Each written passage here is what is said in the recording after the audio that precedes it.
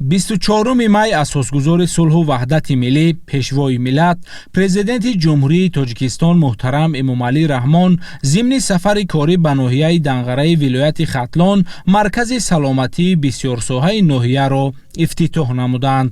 маркази саломатии бисёрсоҳаи ноҳияи Данғара дар заминаи дастгириҳои ҳамешагии ҳукумати ҷумҳурии Тоҷикистон бо ҷалби сармоя аз маблағҳои Бонки Исломии Рушд ба истиқболи ҷашни бузургу муқаддаси миллӣ 35-солагии истиқлолияти давлатии ҷумҳурии Тоҷикистон сохта шудааст.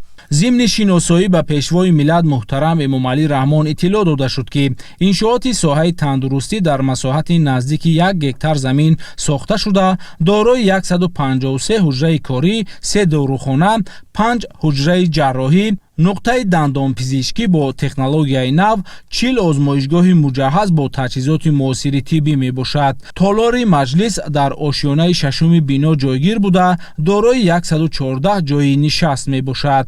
ба марказ утоқҳои нави корӣ ва асбобҳои ҳозиразамон муҷаҳҳаз гардонида шуд.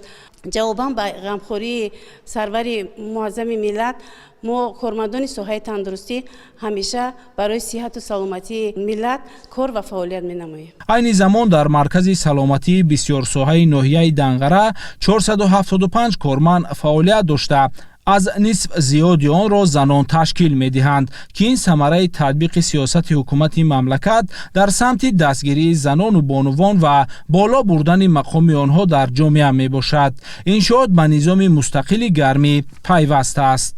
миннатдории худ ва кормандони соҳаи тандурустии ноҳияро ба асосгузори сулҳу ваҳдати миллӣ, пешвои муаззами миллат, президенти ҷумҳурии Тоҷикистон муҳтарам Эмомалӣ Раҳмон мерасонем, ки барои мо таибон чунин бинои муосири тиббӣ дорои ҳамаи шароитҳои замонавиро бунёд намуданд. дар ҷавобан ба ғамхориҳои пайвастаи пешвои миллат, мо таибон ваъда медиҳем, ки сифати хизматрасониро ба аҳолӣ боз ҳам беҳтар намуда, баҳри нигоҳдории солимии аҳолӣ саъю кӯшиши худро боз ҳам равона месозем.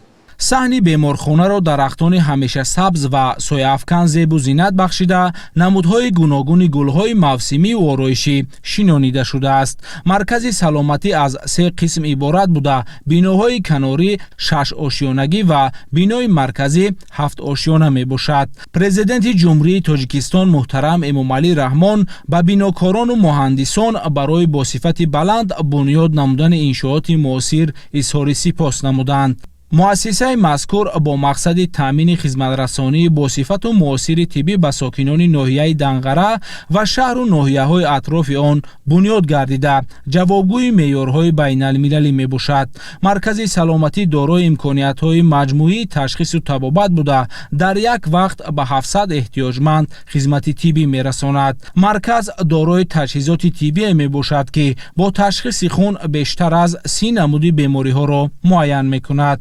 ёдовар мешавем, ки 26 апрели соли 2023 сарвари давлат муҳтарам Эмомалӣ Раҳмон зимни сафари корӣ ба ноҳияи Данғара бо рафти корҳои сохтумонӣ дар бинои маркази саломатии бисёрсоҳаи ноҳияи Данғара шинос шуда, ба коргарону мутахассисон ҷиҳати анҷоми сифатноки корҳо супоришҳои мушаххас дода буданд. шароити хуби табобати гиёҳдармонӣ ва тавонбахшиву мағшҳои варзишӣ низ дар маркази саломатии бисёрсоҳаи ноҳияи Данғара муҳайё шудааст. ҷиҳати ташхиси дақиқи беморӣ дар беморхона дастгоҳҳои рақамии томографию рентгенӣ насб шудааст. барои расонидани кӯмаки фаврии тиббӣ ба беморон, воситаҳои нақлиёти махсуси муҷаҳҳаз бо дастгоҳҳои муосири тиббӣ фаъолият мекунад. ғайр аз ин, беморхона бо барномаҳои махсуси компютерӣ таъмин гардида, ба қайдгирии электронии нишондоди беморон ва хулосаҳои ташхису машварати табибон тавассути шабакаи дохилӣ интиқол дода мешавад. дар баробари ин, маркази саломатӣ иқтидор дорад минбаъд чун пойгоҳи асосии омода намудани мутахассисони тиббии вилоят ва кишвар хизмат намояд.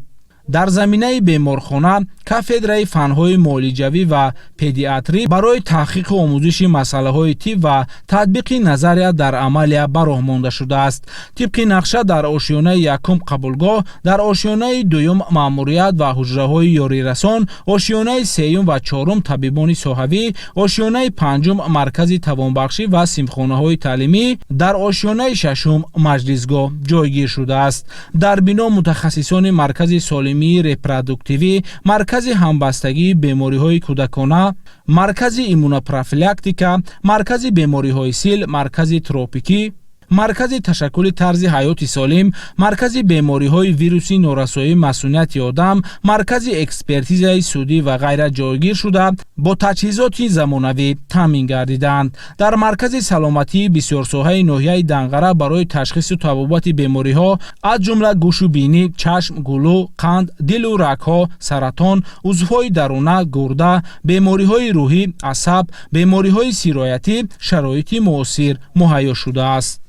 мавриди тазаккур аст ки бо дастгирии ҳукумати ҷумҳурии Тоҷикистон шароити хизматрасонии тиббӣ ба аҳолӣ дар муассисаҳои тандурустии шаҳру ноҳияҳои вилояти Хатлон беҳтар гардидааст.